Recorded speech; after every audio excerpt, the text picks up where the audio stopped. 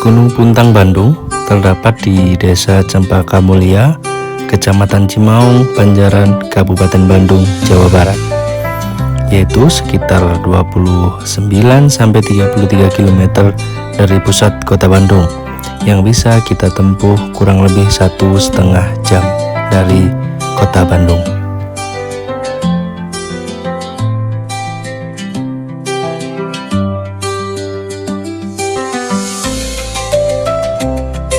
Ada juga puing-puing radio pemancar terbesar se-Asia Tenggara pada era kolonial Belanda.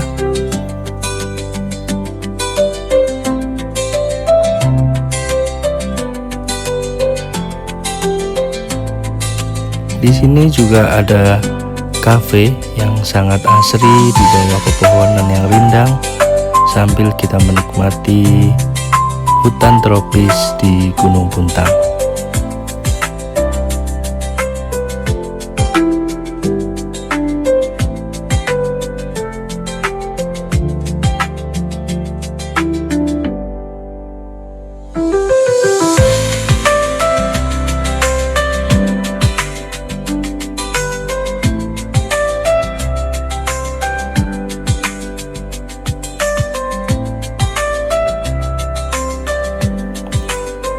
Puing-puing stasiun radio tercanggih pada masanya yaitu Stasiun Radio Malabar, diresmikan pada tanggal 5 Mei 1923 oleh Gubernur Jenderal Dick Fogg, yang merupakan pemancar radio nirkabel terbesar dan tercanggih di dunia pada masanya.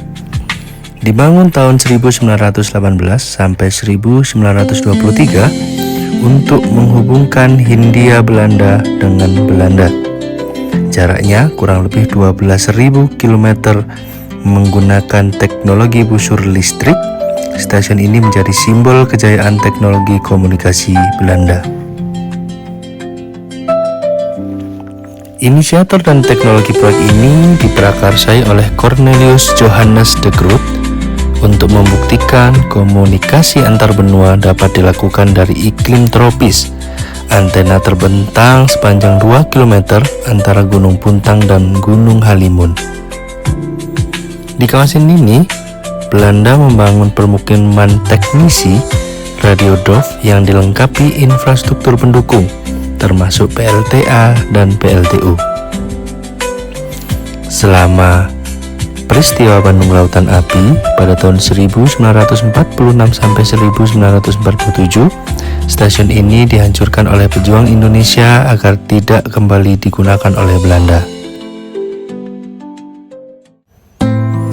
Maka dari itu, pada saat ini, situs wisata, reruntuhan pemancar antena, dan juga kolam berbentuk panah penunjuk arah ke Belanda menjadi situs heritage tourism dan edukasi di Gunung Puntang.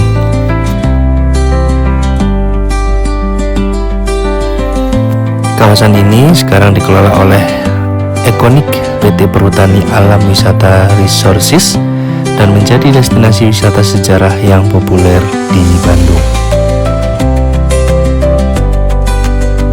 Radio Malabar tidak hanya mencerminkan pencapaian teknologi komunikasi pada masanya, tetapi juga menjadi medium penting dalam proses transfer pengetahuan kepada masyarakat lokal.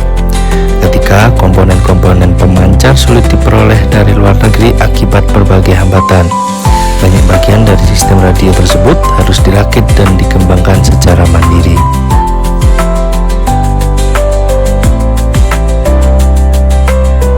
Keunggulan stasiun Malabar pada masa itu yaitu terdapat pada sistem pemancar tanpa kabel atau nirkabelnya, yang merupakan satu-satunya dan pertama di dunia. Dalam ulasan sejarah komunikasi di Bandung lewat buku Citarum Plan Bandung 2014, Sudarsono Kata menyebut jika sistem pemancar tersebut merupakan yang pertama di dunia. Hal ini dikarenakan menggunakan sistem peluncur listrik untuk mengangkat gelombang sebesar 750 volts dan daya 1 mA. Dari situ, gelombang radio ribuan kilowatt bisa terbangun, bahkan dengan tanpa kabel, sehingga tidak terganggu kegiatan Perang Dunia Pertama pada zamannya. terdapat cerita unik terhadap peresmian stasiun radio Malabar yang diresmikan oleh Gubernur Jenderal Dick Fogg pada tanggal 5 Mei 1923. Beberapa hari sebelum peresmian, badai tropis dengan kilatan-kilatan petir telah merusak sejumlah peralatan penting termasuk pemancar. Hal ini membuat peresmian terancam diundur. Namun, ternyata peresmian tetap dilakukan dengan cara mengirim pesan telegraf radio kepada Ratu Belanda dan Menteri Urusan Koloni.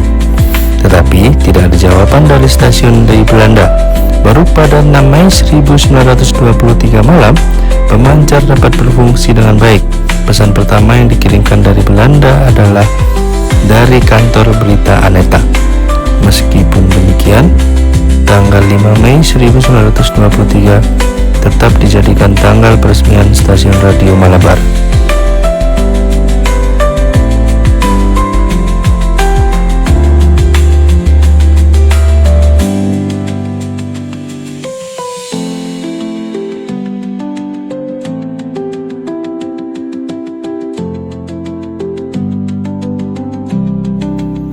Setelah Jepang hengkang dari Indonesia dan Belanda ingin menguasai kembali Indonesia, para pejuang Republik di Bandung Selatan menghancurkan stasiun radio Malabar.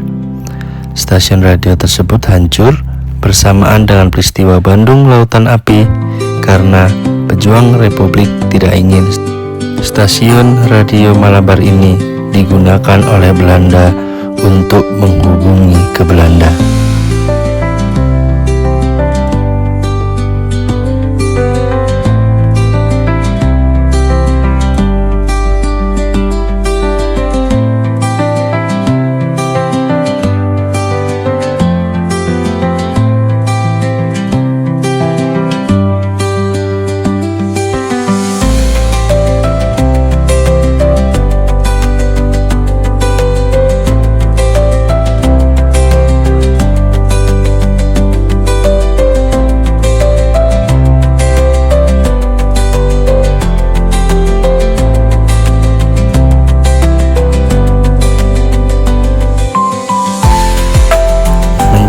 Destinasi wisata sejarah dan alam yang kadang seringkali diselimuti oleh kabut tebal menjadi suasana yang bisa menyejukkan hati serta merefresh dari penatnya kegiatan kita sehari-hari.